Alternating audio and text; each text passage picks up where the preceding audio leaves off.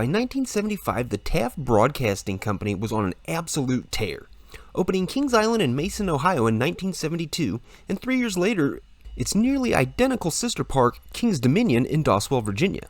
So with back-to-back hits under their belt, naturally they wanted to keep the ball rolling and add a third property. So TAFT started to look outside the United States for the first time, specifically the Greater Toronto, Ontario, Canada area. Now it made logical sense with Toronto being the largest city in all of Canada. So the area had more than enough of a population to successfully support the park. But apparently there were some angry people who did not think this was such a good idea, specifically the residents of the chosen city, Vaughan, which sits about 40 miles north of Toronto.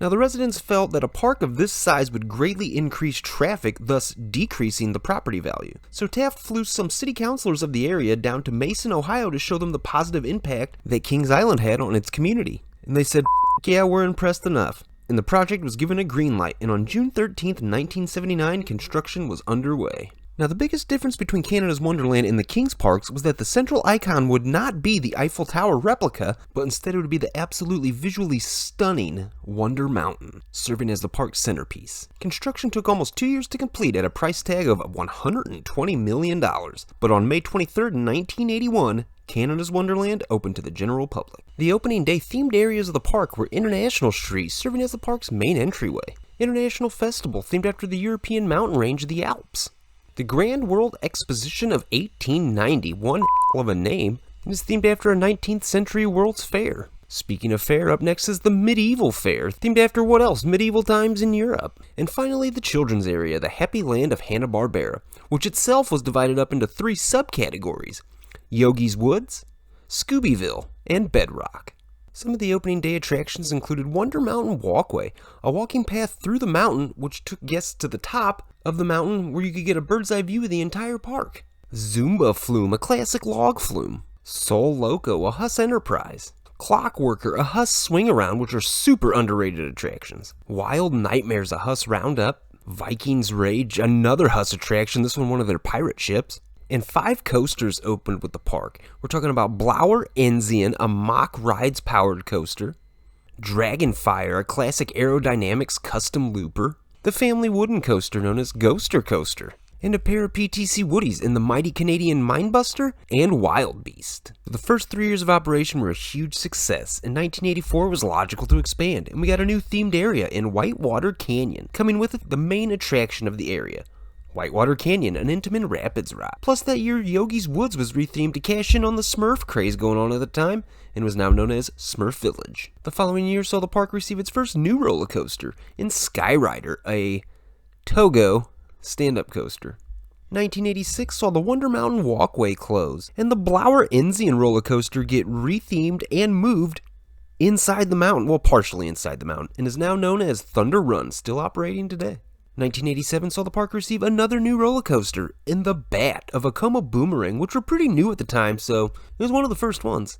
1988 saw the park receive a precursor to a water park in Racing Rivers, a pair of twin water slides, one called Pharaoh's Falls, the other's the Water Snake, where you rode on a plastic sled down a 30-foot hill. 1989 saw another water ride added to the park, a Shoot the Chutes known as Timberwolf Falls. That awesome decade known as the 90s kicked off with a bang with the addition of Jet Scream, an Intamin looping starship. 1991 saw Clockworker renamed to Clockworks, and the addition of an aerodynamic suspended roller coaster, Vortex, still in operation today. I personally think they're kind of underrated. 1992 saw the park receive a huge expansion, a water park known as Splashworks. 1993 was one of the most significant years in the park's history, as TAFT Broadcasting, now operating their theme parks as King's Entertainment Company, was looking to unload all of their properties, and the highest bidder was the movie company Paramount. And with that takeover, we saw the Happy Land of Hanna-Barbera, now referred to as King's Kingdom. And the following year, the park itself, now referred to as Paramount's Canada's Wonderland. 1994 also saw the addition of the 3D motion simulator Action Theater and the removal of the Zumba Flume. 1995 saw the park add a Vekoma SLC known as Top Gun, one of the first ones ever built. 1997 saw a pair of renames, as we saw Wild Nightmare, now referred to simply as Nightmare, and Viking's Rage, referred to as The Rage. Also that year we had a 230-foot tall Intamin drop tower known as Drop Zone Stunt Tower. 1998 saw Kids Kingdom get renamed to Kidsville, and the following year we got the addition of a Mock Rides Wild Mouse known as The Fly. The new millennium saw a Sally Corp dark shooter come to the park in Scooby-Doo's Haunted Mansion. Also that year saw the addition of a Mondial top spin known as Cliffhanger. And speaking of Mondial, thank you sir, may I have another, as we saw the addition of Shockwave, one of their top scan models, the following year. Also in 2001, the park added a family suspended coaster from Vekoma in Silver Streak. And we saw the removal of Racing Rivers that year. 2002, we got a new area, as we saw a portion of the Grand World Expo of 1890 transformed into Action Zone. Also that year, we saw Sol Loco renamed to the Orbiter, and the addition of a Mondial Frisbee attraction, 75 feet tall, called Cyclone. 2003 saw part of Kidsville rethemed and renamed to Nick Central. Also that year, the park got a really super unique flat ride in Sledgehammer, a Hush giant jumping machine, the first of its kind and the last of its kind still in existence. 2004 saw the park get a what the ride, and I'm talking about, you all know what I'm talking about. It opened as Tomb Raider, and it is a Zamperla flying coaster that just looks, I don't even know. I've yet to take a ride on it, but it looks like something else. We'll leave it at that. 2005 saw the park receive a Premier Rides family launch coaster known as the Italian Job. Also that year, we saw the park debut its Halloween festival, Fear Fest. 2006 saw an interesting turn of events as Paramount decided that they wanted out of the theme park game, and they put all their parks up for sale. And the top bidder was Cedar Fair, and on June 30th of that year completed their cash transaction worth $1.2 billion. We saw the Paramount drop from the park's name, and the following year, because of the licensing agreement with all the Paramount films, saw a bunch of renames, as Top Gun was now referred to as Flight Deck, Drop Zone Stunt Tower is now Drop Tower, Cliffhanger was now called Riptide, Tomb Raider was now called Time Warp, and Fearfest was renamed Halloween Haunt, which it is still known as to this day. 2008 saw the park receive what many consider to be the best ride in the park. We're talking about the B&M Hypercoaster Behemoth, coming in at 230 foot tall, reaching speeds of 77 miles per hour. This thing is tall, fast, filled with airtime. That's what it's all about. Makes a great ride. 2009 saw the Grand Expo of 1890 bite the dust, and it was swallowed up whole by Action Zone. 2010 saw a pair of rethemes and a closure as we said bye-bye to Jet Scream.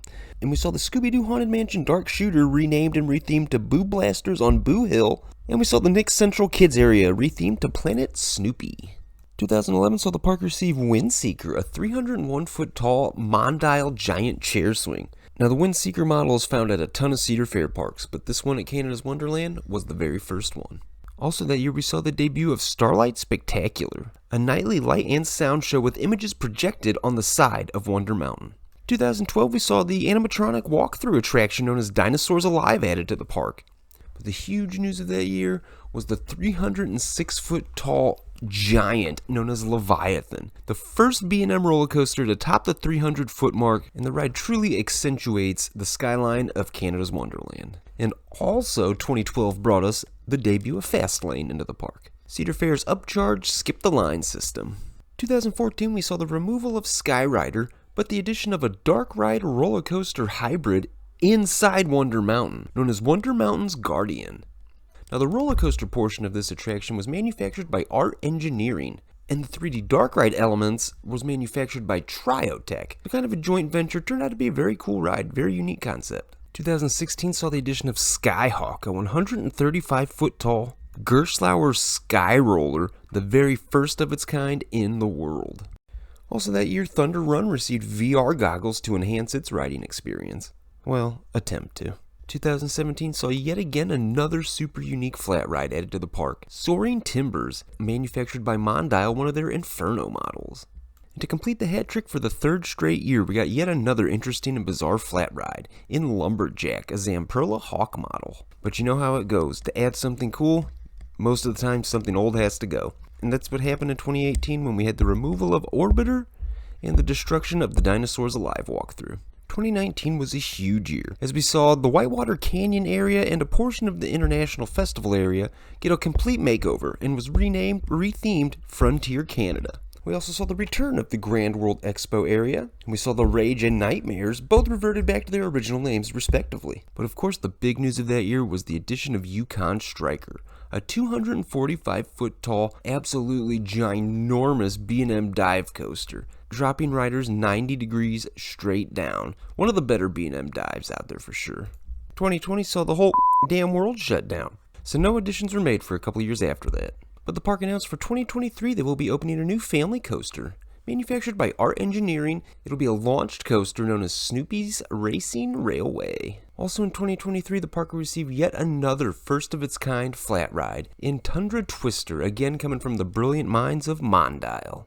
Canada's Wonderland is easily one of the premier parks in the Cedar Fair chain, and with a yearly attendance of 3.9 million is the second most visited park in the Cedar Fair family, only behind Knott's Berry Farm, which gets to be open year-round.